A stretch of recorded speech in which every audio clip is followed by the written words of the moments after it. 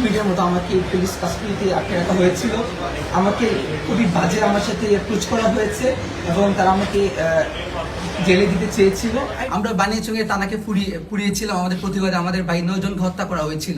বৈষম্য বিরোধী ছাত্র আন্দোলনের হবিগঞ্জ জেলা শাখার সাধারণ সম্পাদক ও আলোচিত সমন্বয়ক মাহদী হাসান দেশে ফিরেছেন। তবে ভারতের রাজধানী দিল্লির ইন্দিরা গান্ধী আন্তর্জাতিক বিমানবন্দরে প্রায় 40 মিনিট পুলিশি হেফাজতে থাকতে হয়েছে তাকে। মাহাদির অভিযোগ, ভারতের পুলিশ তার সাথে চরম দুর্ব্যবহার করেছে এবং তাকে কারাগারে পাঠানোর হুমকিও দেওয়া হয়েছে। গতকাল বিকেলে ঢাকার হযরত শাহজালাল বিমানবন্দরে অবতরণ করেন মাহদী হাসান। এর আগে দুপুর 1:45টার দিকে দিল্লির বিমানবন্দর থেকে ফেসবুক লাইভে এসে তিনি জানান নিজের ভয়াবহ অভিজ্ঞতার কথা। মাহদী দাবি করেন, ইমিগ্রেশনের সময় কোনো কারণ ছাড়াই তাকে 40 মিনিট আটকে রাখা হয়। এ সময় তার মোবাইল ফোন চেক করা ছাড়াও তার সাথে অপেশাদার আচরণ করে দিল্লি পুলিশ। এমনকি তাকে জেলে পাঠানোর ভয়ও দেখানো হয়। মাহদীর ভাষায়, কোনো কথা না শুনেই তার সাথে বাজে অ্যাপ্রোচ করা হয়েছে। ইমিগ্রেশন শেষ করে ফ্লাইটে ওঠার আগ পর্যন্ত তিনি চরম উৎকণ্ঠার মধ্য দিয়ে সময় পার করেছেন।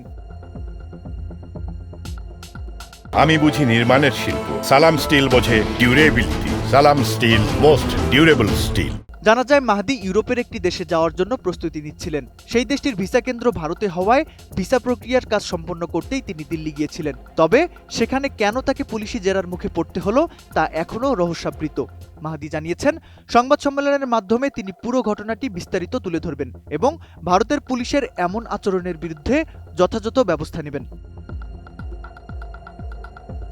মাহদী হাসানের এই হেনস্থার বিষয়টি নিয়ে সামাজিক যোগাযোগ মাধ্যমেও বইছে আলোচনার ঝড়। বিশেষ করে গত জানুয়ারির শুরুতে হবিগঞ্জে দেওয়া তার একটি বক্তব্য দেশজুড়ে তোলপাড় সৃষ্টি করেছিল। বানিয়াচং থানা পুড়িয়ে দেওয়া এবং একজন পুলিশ কর্মকর্তাকে নিয়ে বিতর্কিত মন্তব্য তাকে আলোচনায় নিয়ে আসে। সে সময় পুলিশ তাকে গ্রেপ্তার করলেও বৈষম্য বিরোধী ছাত্র আন্দোলনের তীব্র প্রতিবাদের মুখে মাত্র একদিনের মাথায় জামিনে মুক্তি পান তিনি। জানুয়ারির সেই ঘটনার সাথে দিল্লির এই হেনস্থার কোনো যোগসূত্র আছে কিনা তা নিয়ে অনেকেই সন্দেহ প্রকাশ করছেন। দিল্লি বিমানবন্দরে মাহদীর ফোন চেক করা বা তাকে আটকে রাখা কি কেবলই রুটিন তল্লাশি ছিল, নাকি এর পেছনে ছিল অন্য কোনো উদ্দেশ্য, তা নিয়ে জল্পনা কাটছে না। মাহদী হাসান জানিয়েছেন, এই অপমানের বদলা তিনি আইনিভাবেই নেবেন।